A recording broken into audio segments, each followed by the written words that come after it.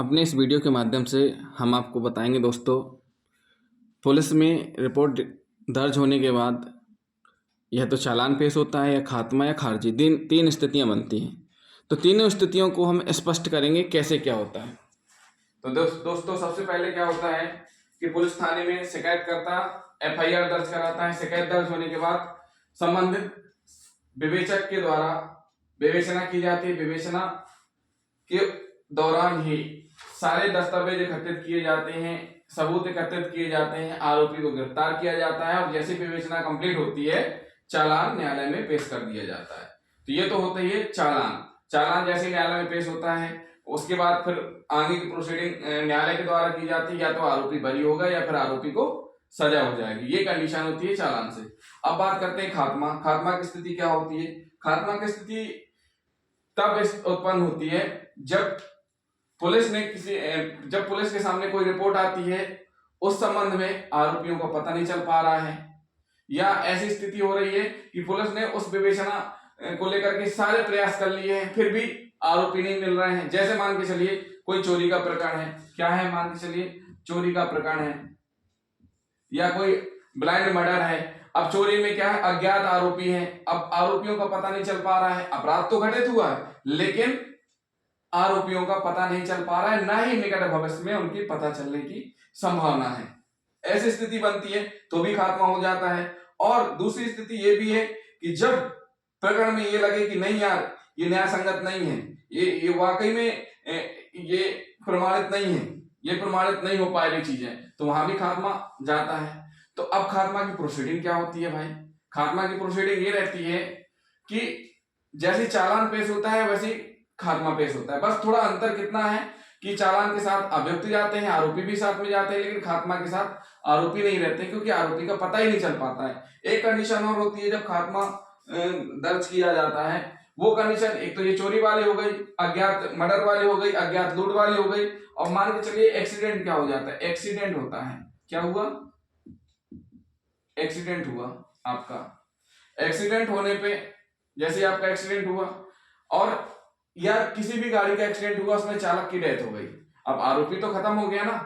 तो ऐसे स्थिति में वो किसके खिलाफ अभियोग चलाया जाएगा, तो वहां भी खात्मा जाता है। तो खात्मा की प्रोसीडिंग क्या रहती है ये हम आपको बताएंगे। खात्मा की जो प्रोसीडिंग रहती है वो इस प्रकार रहती है कि सबसे पहले जो भी संबंधित विवेचक है वो थाना प्रभारी के सामने अपनी रिपोर्ट प्रस्तुत करेगा कि उसके द्वारा बहुत मेहनत की गई है, अथक प्रयास किए गए हैं, उसके बावजूद भी इस अपराध के संबंध में आरोपी का ना तो पता चल पा रहा है, ना ही निकट भविष्य में पता चलने की संभावना है, ना ही उक्त मामले में प्रमाण मिल पा रहे हैं। ऐसी स्थिति में थाना प्रभारी केस डायरी का अवलोकन करेगा, देखेगा, पढ़ेगा, समझेगा और उनकी बारीकियों को परखेगा।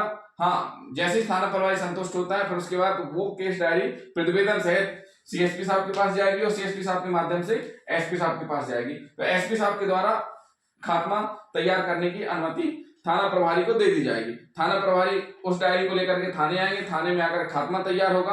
खात्मा तैयार होने के बाद यही खत्म नहीं हो जाएगा, खात्मा को कहां लेके जाया जाएगा, कोर्ट। खात्मा कहां आएगा, कोर्ट। कोर्ट में जो संबंधित न्यायालय वहां पेश किया जाएगा और साथ ही साथ जो भी शिकायत करता है उसको भी कोर्ट में पेश किया जाता है। कोर्ट शिकायतकर्ता से पूछेगा कि क्या आप पुलिस की कार्रवाई से संतुष्ट हैं, पुलिस ने जो कार्रवाई की है उससे आप सेटिस्फाई हैं, पुलिस ने पूरा प्रयास किया है। तो अगर कंप्लेनर बोल देता है, शिकायतकर्ता बोल देता है कि हाँ मैं पुलिस की कार्रवाई से संतुष्ट हूं, पुलिस ने बहुत प्रयास किया है, पुलिस ने कोई लापरवाही नहीं की है, पुलिस ने अथक प्रयास किया है, लेकिन आरोपियों को पता नहीं लग पाया, तो ऐसी स्थिति में जज साहब खात्मा स्वीकृत करते हैं। और अगर लगता है कि इसमें सही से कार्रवाई नहीं हुई है और विवेचना की आवश्यकता है तो खात्मा अस्वीकृत भी कर सकते हैं। तो जब खात्मा स्वीकृत हो जाता है तो फाइल वापस आकर के जमा कहाँ हो जाती है, थाने में, माल खाने में। लेकिन खात्मा स्वीकृत होने का मतलब ये कतई नहीं होता है कि वो फाइल बंद हो गई। खात्मा स्वीकृत होने का मतलब ये नहीं होता है कि फाइल उस संबंध में केस ही खत्म हो गया, बिल्कुल नहीं है। जब भी निकट भविष्य में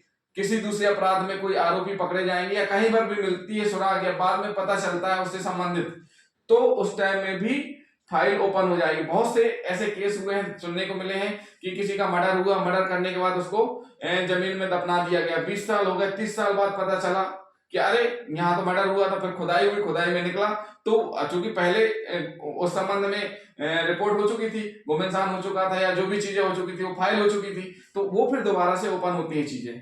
इसी प्रकार हम पढ़ते हैं खारिजी के बारे में। तो खारिजी में होता क्या है, खारिजी में देखिए दोस्तों, खारिजी में एक अपन सीधा सीधा अगर कहें तो झूठी रिपोर्ट। कभी कभी क्या होता है कि कोई भी व्यक्ति सामने वाले को नुकसान पहुंचाने के लिए, सामने वाले सही से काम ना कर पाए, सामने वाले की दांडिक कार्य विधि चल रही है उसमें विघ्न डालने के लिए झूठी रिपोर्ट कर देते हैं ताकि वो उसके फेवर में हो। ऐसी स्थितियां उत्पन्न होती हैं। और कभी कभी क्या होता है कि जानबूझ के ही गलत रिपोर्ट, आरोप इल्जाम लगा देते हैं। और इन जो आरोप लगाए जाते हैं ये ना तो न्यायसंगत होते हैं ना ही विधिपूर्ण होते हैं, उनका कोई आधार ही नहीं होता। तो ऐसी स्थिति में भी खारिजी तैयार की जाती। अब होता क्या उसमें, जो भी खारिजी तैयार होगी तो उसमें होगा क्या दोस्तों कि अगर वाकई में झूठी रिपोर्ट तैयार की गई है और सामने वाले ने क्षति करने के उद्देश्य से रिपोर्ट की है तो उसके खिलाफ 182-211 की कार्रवाई होगी, यानी इस्तेगासा पेश होगा। और बाकी प्रोसीडिंग सेम चलेगी। जैसे मान के चलिए खारिजी कैसे, परिवार है, घर में रह रहे हैं, अब दो भाई हैं, क्या है, दो भाई हैं, एक और दो भाई हैं। अब जो ये छोटा वाला है इसके मन में आ गया खोट, इसने सोचा कि अगर मैं पुलिस में झूठी रिपोर्ट कर दूं चोरी की, इसने सोचा कि मैं पुलिस में जाकर के झूठी रिपोर्ट कर दूं चोरी के, पूरे जो जेवर चोरी हो गए। क्या हो गए हैं, जेवर चोरी हो गए, जेवर चोरी हो गए। तो इसने छोटे वाले ने क्या किया, घर में अफवाह फैला दी कि जेवर चोरी हो गए हैं, आज रात को इतने रुपए जो भी जेवर थे चोरी हो गए। और पूरा परिवार जाता है और परिवार की तरफ से छोटा वाला भाई कंप्लेन कर देता है कि हाँ हमारे कमरे में जो जेवर रखे थे वो चोरी चले गए, 2 लाख 3 लाख 5 लाख 10 लाख की। पुलिस कंप्लेन दर्ज करती है, घटनास्थल की परिस्थितियां देखती है, परिस्थितियां विवेचना के दौरान फिर पाया जाता है कि छोटे वाले भाई साहब हैं, इन्हीं ने चोरी की है, इन्हीं के पास से माल मिल जाता है। या सामने वाला एक्सेप्ट कर लेता है कि हमने चोरी के रुपए खर्च कर दिए। या कभी कभी क्या होता है कि आपने देखा होगा कि मनगढ़ंत किडनैपिंग की कहानी बना लेते हैं, अपने पिताजी से रुपए लेना है तो अपने दोस्तों के साथ मिलकर के किडनैपिंग की तैयारी कर ली। तो ऐसी स्थितियां क्या रहती हैं जो दूसरे को क्षति पहुंचाने के उद्देश्य या किसी प्रकार का हानि प्लानिंग रहता है उनका क्षति पहुंचाने का कि इनको इस प्रकार से वो किया जाए कि वो झुके।